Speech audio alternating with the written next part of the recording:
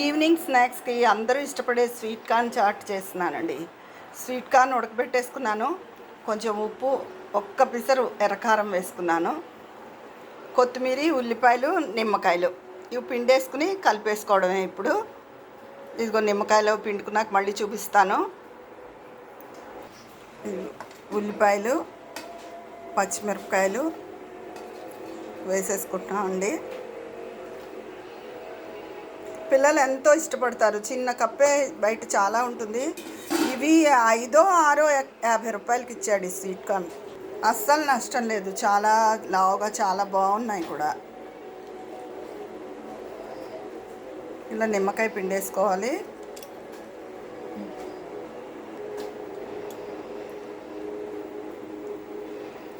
ఈ వాటికి 2 నిమ్మకాయలు బాగా పిండితే సరిపోతుంది.